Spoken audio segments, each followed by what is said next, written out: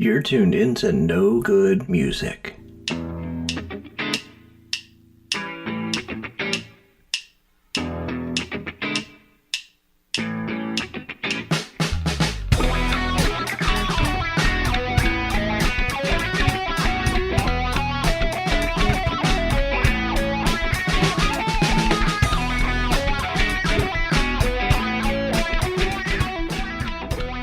And now, here are your hosts, Rob and Sam.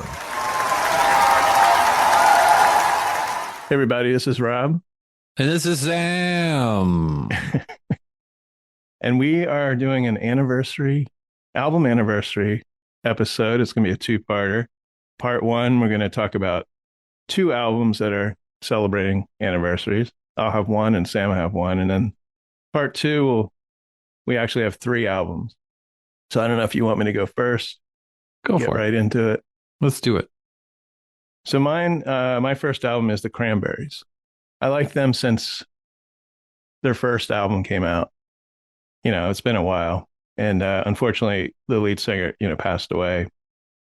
But this is their third studio album. The She Faithful. committed suicide, didn't she? That was accidental. It was Oh, oops.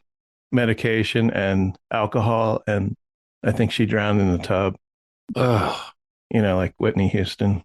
Ugh. Sad.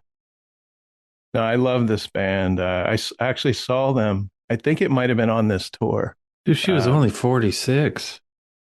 Yeah. I think she's been gone Ugh. how many, like 7 years, 8 years. Ugh. And I think they were recording stuff at the time. I don't know. Sad. Yeah. And, without going into too much, but when you're out of it and you don't know what you're doing, I don't know if she was decided to take a bath and you're not in your right mind. And then life is so precious and people don't, whatever's going on, what was going on in her life, who knows? But they formed in Limerick in Ireland in 1989. And it was singer, guitarist Delores O'Riordan, guitarist Noel Hogan, bassist Mike Hogan, Noel's brother, drummer Fergal Lawler. Now, O'Riordan replaced founding member Niall Quinn in 1990. I don't know if that was a female or a male. And the band was originally named the Cranberry Solace, and it was renamed after O'Riordan joined. So the album I'm talking about was released April 29th, 1996. So we're hitting 30 years since this album came out, and it was their third studio album and is dedicated to Dolores' grandfather, Joe, and Denny Cordell, who signed the band to Island Records. They had both passed away in 1995. And the album reached number one in 4 countries and became the band's highest charting album on the US Billboard 200, where it peaked at number 4. Now, I did look this up. I think the album sold 6 million copies. I mean, Wow. maybe as of today. Because I didn't think the album sold, the first 2 albums. I thought this album isn't bad. I actually like this album. I'd say as much as the first 2. There's 15 tracks on the album. And I'm going to go through the tracks. I'm not going to go through each song. So track 1 is Hollywood. And I love this song as an opening track. There's a lot of warbling, I call it, going on, but, with her voice. Horrible. But it has strong drums, powerful vocals. She's talking about Hollywood. Now, most people think Hollywood is, where celebrities live. They don't actually live in Hollywood. Mm-mm. I'm told my wife's been there. She says it's pretty much like a slum. The actual, Hollywood. Right. And the lyrics in this song, this is not Hollywood like I understood. Hollywood itself is not glamorous, I'm told. Doesn't rhyme, but that's in the song. So this is a song about her, probably their first time in Hollywood, thinking it was something else. Yeah, and then it's like a piece of dog crap. That's not one of the popular songs. Track 2 is Salvation. I think people know more. And this was the first single second track, of course, from the album, reached number one on US Billboard Modern Rock Tracks chart for 4 weeks. And then the music video was directed by Oliver Dahan and filmed in France. And his song's about drug abuse and how one should refrain from falling into it. And then I have some things on the song here. It says the directness of the song was regarded as bland, too preachy by media and critics. But Delores O'Riordan said it wasn't supposed to be an anti-drug song per se, but kind of an the idea of becoming totally controlled by anything, any substance at all. And then Diana Darzan from Cashbox named Salvation Pick of the Week, viewing it as a really big, edgy, completely memorable sound that just begs to be on the radio. I don't know, what do you think of the Cranberries? Are they Never got into them. Okay. No, I mean, what was the one hit? Like, it's so funny. It's funny you asked that question because I was just thinking to myself, well, there was Zombie. Really, that was pretty big. Yeah. Like, never really got into this, but maybe now in my more advanced age, I should go back and give it a listen, a little closer listen. I mean, I like Jackson Brown now, so I pop, like, hey, I've gotten older. I have this thing for Irish women, like Sinead O'Connor, Sarah McLachlan. I was telling my girlfriend last night because she was talking about like chopping all of her hair off. I'm like, dude, I said, I've always thought Sinead O'Connor, I thought she was beautiful. Like, Oh, she wants to shave her head? Yeah, she jokes about it. I don't think she'll actually do it, but even Delores O'Riordan had short hair. But yeah, I always like short hair on women. Halle Berry. Mm-hmm. Natalie Portman had short hair for a minute. Oh, we digress. The track 3, When You're Gone. And this song was written about the passing of her grandfather. It's a beautiful song. It's got a doo-wop feel to it, believe it or not. And over the years, it took on different meanings for Delores. In a Song Facts interview, she said later on tour, when I'd be on the road, I might think about my kids when I was singing it, or might think about my father who passed away. Yeah, the video is a little strange. It was directed by Karen Balin, who also produced videos for the Hooters and the Outfield and others. Oh, yeah. But I love this song. It's probably my favorite on the album. And it's the video has Delores. She's got a punky look to her, denim jacket, cut off sleeves. And it goes from her in a room with the band to a group of people looking up at the sky. It's mostly black and white, except they use the cover from the album, which I'll get into a little bit, which is a yellow room. And it's over, looks like it's on a lake, or I don't know, it's on water, and it's burning.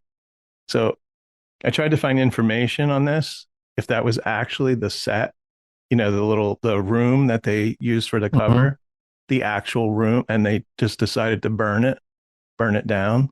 That's what it appears to be. Oh, wow. And then track 4 is Free to Decide. And this was the second single release. One of the first things you hear in the song is cowbell. Sam's falling asleep at my... More cowbell. And the story behind the song is the song was born out of frustration with the constant questioning and pressure, particularly after the band received criticism for their politically charged song Zombie. And the music video is directed by Marty Callner. It was shot in the desert. So in the video, she escapes from the press and she drives in her Jeep as the band performs with yellow walls behind them. Yellow again. And then there's different weird visuals in this. Delores is in a bird cage. I don't know if you've ever seen this video. She's in a white outfit. Probably have, but... And then she's dancing in a giant picture frame. And the dancing is like freaky. She's in this flesh-colored bodysuit and doing some janky dance, like, Elaine on Seinfeld. But the cool effect is the last 30 seconds of the video, it actually rewinds the whole video. It's the whole video reversed. Oh. The last 30 seconds. It goes back That's the to only the part I beginning. need to see. what I find strange is that the first four tracks were the first four singles. Maybe not strange. Maybe they planned it that way Give them the best. because the other songs were not released as singles. Now, track 5 is War Child. That kind of reminds me of Sinead O'Connor, that song. Forever Yellow Skies. Track 7, The Rebels. And I always like this song because I bought this album when it came out. This is where she reflects back on her youth or maybe her teen years. And she mentions Doc Martens a couple of times, like wearing her Doc Martens. Yeah. That song is just a really nice song. 8 is Intermission, which is an odd instrumental, believe it or not, thrown in there. And then number 9, I Just Shot John Lennon, which is a very frantic song. It's a very odd song. And it recounts the events of John Lennon's murder, Oh, yeah. focusing on the shooter and the aftermath, including Yoko Ono's altered public perception. And it ends abruptly with the sound of gunshots. Some felt the direct, almost report-like style trivialized Lennon's death, especially a line, "He should have stayed at home." Ugh. Not my favorite song on the album. I think this song should have been a B-side or maybe, I don't know, not recorded. Seriously. Now, there's 6 remaining songs. There are a couple that I love. Track 11, I'm still remembering, and track 13, Joe. And that's a beautiful song about her grandfather. His name was Joe. And who doesn't love a good mandolin? There's mandolin on the song. And track 14, Cordell, which is a tribute to Denny Cordell. So the album cover, like I said, is a small yellow room. It was built in London and transported to the Lake District and erected in a forest near Lowrig, Home. I guess that's a town. And snow fell on the day of the photo shoot. And the band spent as little time as possible on the shoot because they were wearing these thin purple Dolce and Gabbana outfits, not suitable for winter. You can see the ice and snow surrounding the room, the yellow room. But it was a photo shoot. It wasn't like they were doing a concert. That might have been better, actually, if they were moving around. But. Now, in 96, they toured Asia, Oceania, and North America to promote this album, Free to Decide tour. They embarked on a 117-date world tour.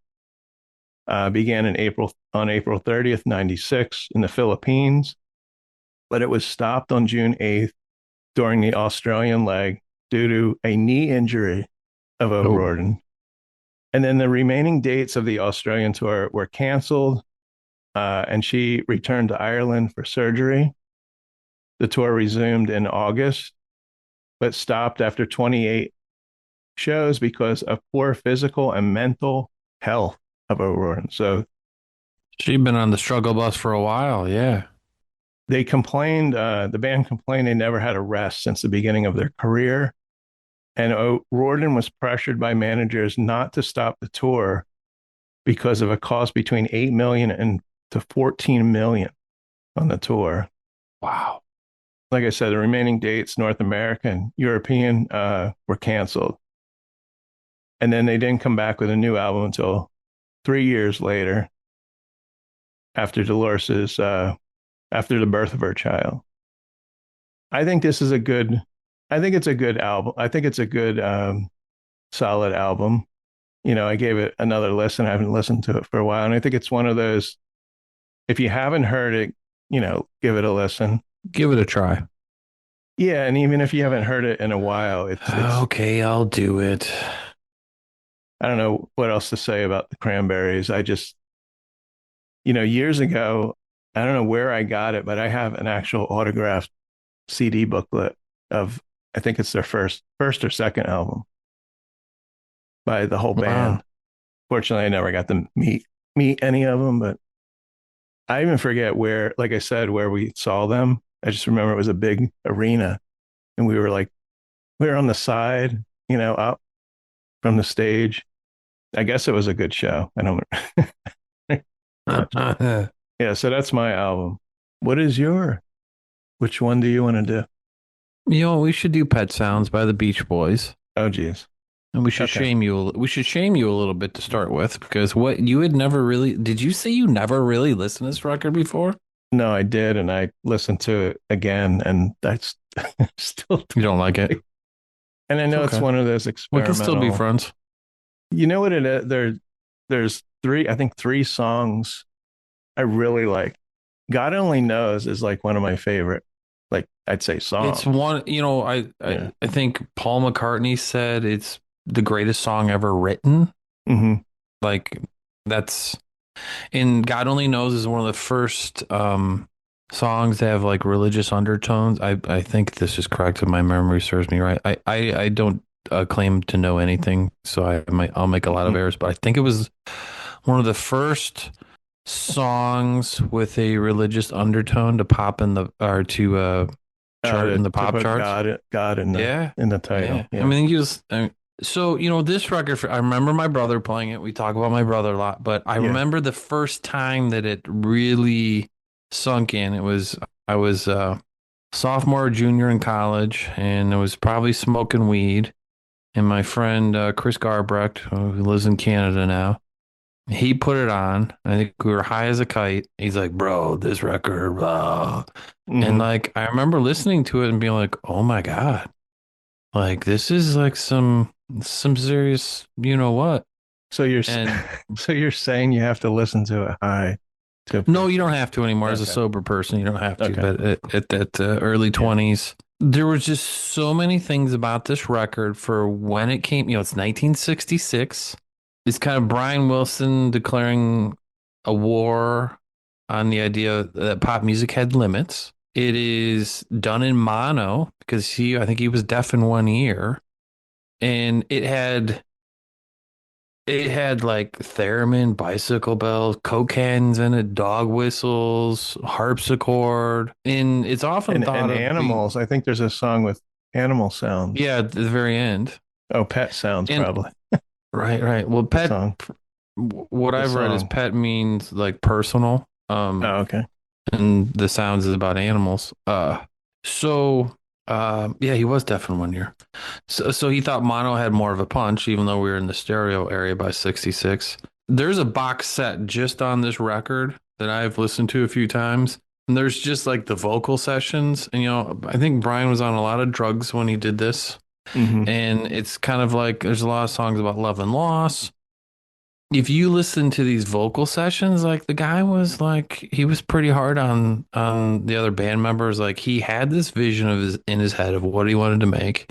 Hmm. And to me, this record it's a desert island record. It is probably one of the most masterful, wildly beautifully created pieces of music that's ever been made. I know people are gonna argue with me, but I don't care.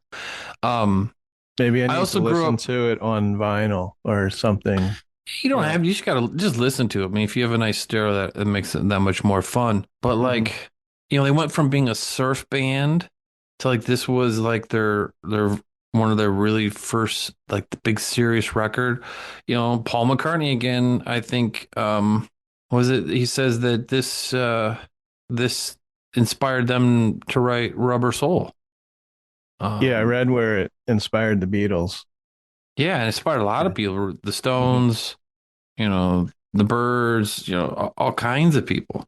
I guess to reach outside of what they normally do. It's just so many great. So I got Like the Beach Boys had that sound and that, theme of the beach and sailing or surfing. And this was not, except for oh, Sloop John B. that's the one. Okay, so that's the one song on the record I just don't understand why they could have left that off. Do you have I anything just on that song? That song like intrigues me, I and I written some notes didn't read the down. lyrics. No, and that was one of the. I think it was one of the. It was the. I had the list of singles they released. I think that was like the third single on the record too. So it was the second single is Sloop John B. So Caroline No was first, which is just an amazing song. Well, I wanted to, can we talk about Sloop John B? Yeah. I have the lyrics here. My grandfather and me around Nassau town we did Rome drinking all night, got into a fight, but it says hoist up the John B's sail. Yeah, So there, yeah. I think it's the one line in that song gets me every time. Let me see here, where he says he wants to go home or something. Yeah. Let me go home. I want to go home. Let's see. Well, there's previously a song called John B. Sales that the Kingston Trio did. The Yeah. line, why don't they let me go home? This is the worst trip I've ever been on. I'm serious. That just like gets me. I don't know what Yeah. every time towards the end Well, of the song. so it's an adaptation of a earlier song, the John B. Sales, which is a Bohemian folk song from Nassau, Okay. Bahamas. I went there Oh, last okay. month. Transcription was published in 1916 by Richard Le Gain and Carl Sandburg, including a version in This American Song Bag in 1927. So I don't know, it's made that song's made 500 greatest songs of all time. It's the one on the record Hmm. that just doesn't make sense to me, but maybe I don't know. I But think it's the one on the record that's most like Beach Boys sounding. maybe that's why I don't like it because it's not Pet Soundsy enough. Yeah, it's no Barbara Ann, but Right. One of my right, Bob Bob. One of my favorite songs is there's an alternate version to I know there's an answer called Hang On to Your Ego.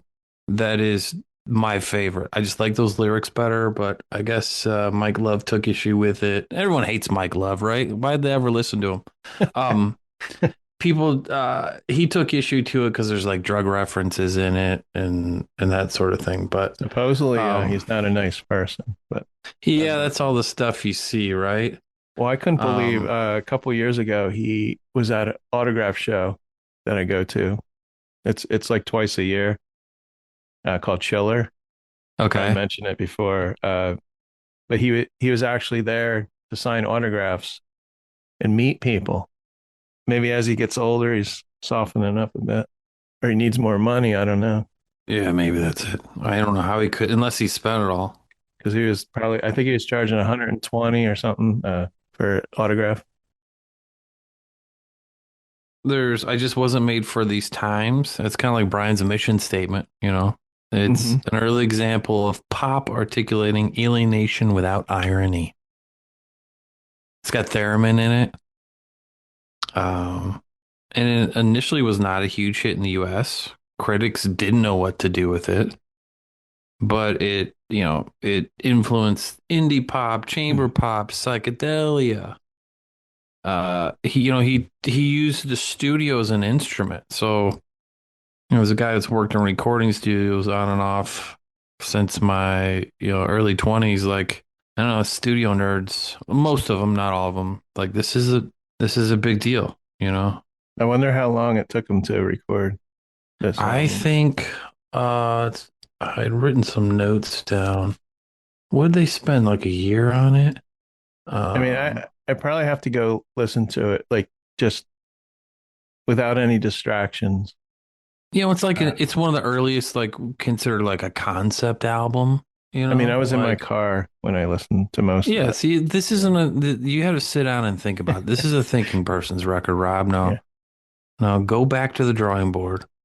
I it said that I read it was cost $70,000 to make, Okay. and that's like almost $700,000 in today's money, which I Yeah. think for Yeah. some big bands isn't that huge of a deal. But I oh, was always goodbye. intrigued by Wouldn't It Be Nice? I think that was on one of our top 10 lists that we used to do. Yeah. Um, So, like for some reason one of my best friends growing up was from California, and I don't know if he had moved in like fifth grade, but so right about when in my life when music became a bigger deal, more mhm, self-aware of the world, and we listened to a lot of Beach Boys. mhm. But we didn't listen to this record. This didn't come till later in Yeah. my life because it was probably over our heads. But I don't know. I just have this place in my heart for the Beach Boys that will always be there. And I saw Brian Wilson a handful of years ago in Detroit, and they did a lot of these songs. Mhm. Rodriguez opened for him. That was Yeah. cool. They both since passed, Yeah. Your but it's brother just told me I never heard of the guy before. and the documentary is great. I got to get Yeah. Matt to watch that for Yeah, it's a good one. Rodriguez. Neat story, Yeah, pre-internet days. interesting, very interesting. Yeah. So it's just so many songs on this record are just, I don't know, it takes you back to a place and a time. And even my mom still talks about this record. Yeah. It's like, it's just, it has influenced so much after it. So go back and listen to it again, Rob. Okay. Have a couple drinks. Ask your wife if you can bring the cigar into the house. I always think, And, like Pink Floyd, maybe their earlier ones, or a lot of Steely Dan. I'm not Mhm. comparing it to that, but those albums need to be. You need to sit and listen and not have it as background music, or when you're driving in your car and you're trying to not drive off the road and stuff, and You can't, right, true, yeah, because you you get in have like other deep. things going on in It's your a head. record. It's easy to get into deep thought, and I think if you're Mhm. not if you're not into music and you're not into the production part of things and understanding where its place was in history and all this stuff, you're not gonna like the record. And that's okay. I'll forgive those people in the world. Can we get off track for a second? Did you ever Sure. listen to Graham Nash's solo record, Songs for Beginners? No, but I know who he is. And Oh my God, I've been listening to it nonstop for the last few days. So I had a is really that is since that an early album or it's 71, I okay? think. I believe it or not, I have his last album. I know we're not comparing his last album to probably, but Glenn Johns produced it. And so since you and I talked last, one of my dear friends had passed away. And he was a music okay. guy. The studio that Willis Sound in Willis, Michigan, that he was one of the creators, and I've helped out with. Yeah, yeah. This was the last record he sent me to listen to. Oh, He's like, okay. "Oh, you got to hear this," and so Yeah. it's just been on repeat. And in the What's the last name of the two album? songs for beginners, Okay, I it's will check that out. beautifully recorded. There's, he a couple songs are about his breakup with Joni Mitchell and Hmm. that sort of stuff. So I've already digressed from Pet Sounds, but Well, Crosby, Stills, and Nash, and Young, uh, and also I think two of them also did. I don't know if it was Crosby and Stills or Crosby and Nash. It might have been Crosby and Nash had like a solo, at least one solo album. But okay, anyway, that's a band that I didn't really like until maybe 20 years ago, 15. I just started listening to more like Crosby, Stills, and Nash and appreciating, yeah, especially the sound, the voices, the melody, yeah, how they just like absolutely. the Beach Boys, Well, how go you listen to can, this Graham Nash record. It's freaking good. It's yeah. really good.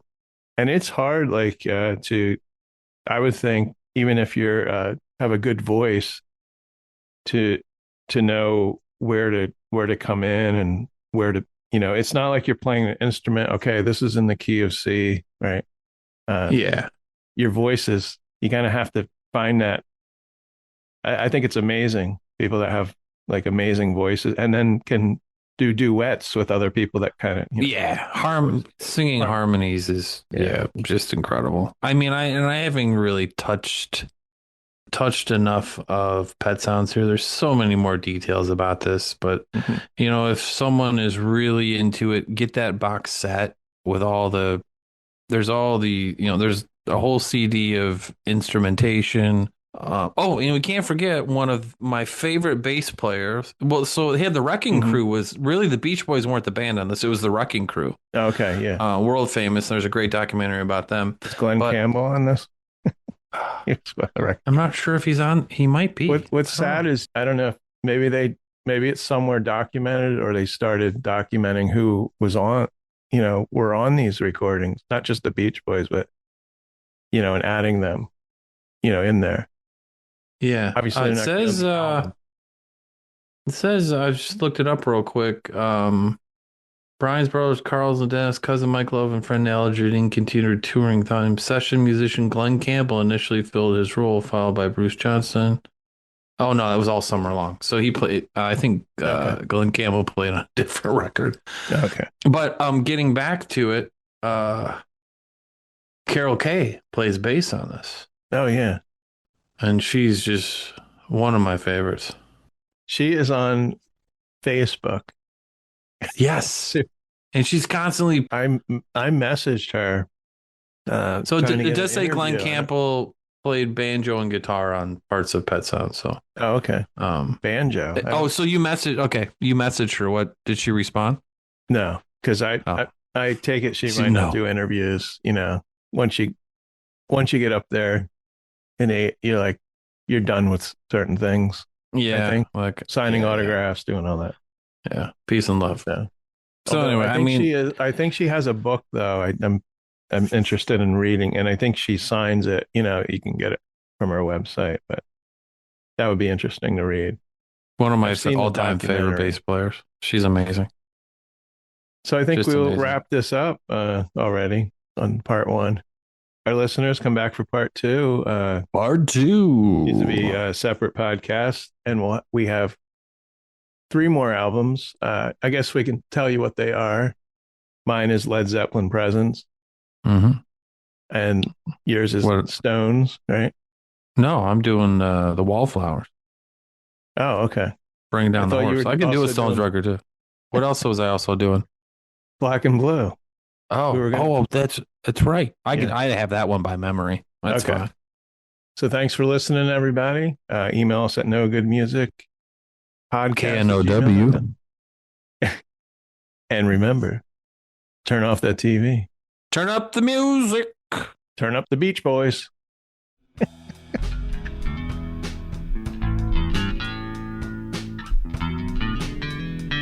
You've been listening to No Good Music, intro and exit music by the band 99%. Today's episode was recorded live and slightly edited for your listening enjoyment at the Did You Say 7 Studios in Washington, New Jersey. You can find No Good Music on Apple Podcasts, Spotify, Pandora, our host site Podbean, and mostly anywhere you listen to podcasts. Be sure to follow our Facebook and Instagram pages. And as always, thank you for listening.